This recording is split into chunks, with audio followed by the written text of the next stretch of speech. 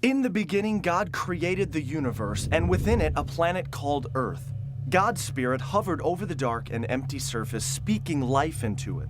Light appeared. Sky and land split from the oceans. Trees and plants grew. Days and nights began, and all kinds of creatures filled the earth. Humans were formed in God's image to continue God's work.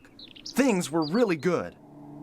But soon, humans decided we want to live our way, not God's. In their struggle for control, selfishness and violence filled the world. So God started over with just Noah and his family. A few generations later, God made this covenant to a man named Abraham. The land around you, as far as you can see, is now yours. Your family will be as many as the stars and will be my blessing to the entire world. Years passed. Then miraculously, in their old age, Abraham and his wife had their only son, Isaac, just as God promised decades earlier. Later, Isaac had twins, Jacob and Esau. Then Jacob had 12 sons. The youngest, Joseph, moved the family to Egypt, saving them from a famine. There, they grew into a large nation, a people called to be different, to remind everyone what it looks like to live in God's ways. Abraham's descendants, now called the people of Israel, were moved to Egypt by Joseph to save them from a famine. There they grew into a large nation. The Egyptians welcomed them at first, but soon this turned into fear and jealousy. The Israelites were forced to be slaves and do hard labor. But God heard their cries of pain. Through a humble leader named Moses and incredible signs and wonders, God led the Israelites in a great exodus back toward their promised land. As the Israelites journeyed through the desert, God guided them with a pillar of fire at night and a cloud by day. The Israelites complained about being hungry and abandoned. So God sent birds and sweet flaky manna for them to eat, and made fresh water pour from a rock. God even lived in the middle of their camp in a sacred tent called a tabernacle. Along their journey, God gave them special instructions called laws and commands, guiding the Israelites to live differently, to show others how to follow God's ways. But the people complained. We don't want to live by these rules like slaves again. Living their own ways, the Israelites wandered the desert for 40 years. After decades of complaining and struggling in the desert, a new leader named Joshua charged the Israelites back into their homeland. Miraculously, God stopped the flow of the Jordan River so they could safely cross. God warned, "Drive out everyone who lives in the promised land, or they will corrupt your lives." But the Israelites didn't listen, intermarrying and worshiping the false gods of the people who remained there.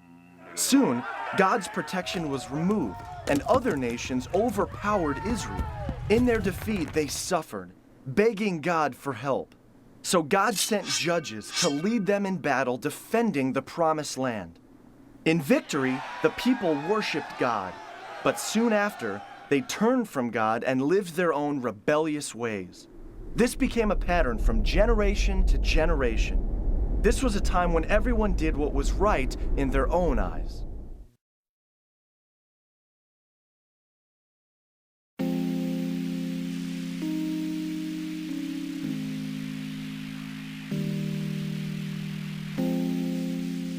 During the time when God sent judges to help Israel, there was a woman named Hannah. Hannah really wanted to have children, but was unable to. One day, she was so sad about this that she burst out crying and praying to God to give her a son. One of the priests of Israel named Eli was nearby and heard her and assumed she was drunk. "How long are you going to stay drunk?" he said to her. "Put down your wine." Hannah explained that she was not drunk, but weeping and praying for God to give her a son. When he heard this, he prayed that she would indeed have a son. Soon after, Hannah became pregnant and gave birth to a son. She named him Samuel. When he was a young boy, she brought him back to Eli, the priest, and the two of them prayed that God would use Samuel. One night, When Samuel was a little older, God spoke to him in his room, telling him about things that would happen in Israel in the future, called prophecies. This was the beginning of a special relationship between God and Samuel.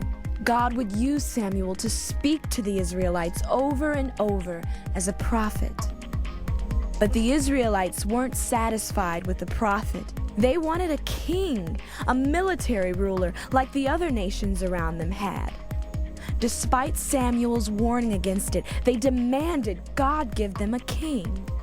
Eventually, God told Samuel who to make king, a man named Saul, who was easily a foot taller than any other man, someone the Israelites would trust to lead them. Samuel brought Saul in front of all of Israel.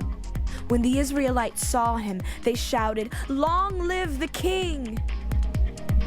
Hearing that Israel had a new king, the Philistines gathered a huge army so large that some of the Israelites ran away in fear. But Samuel gave instructions to Saul that would lead to their victory. He told Saul to wait in a region called Gilgal until he could meet him there. Then they would give a sacrifice to God before the battle with the Philistines. But Saul grew impatient, and before Samuel got there, he offered the sacrifice himself. Saul's actions had terrible consequences.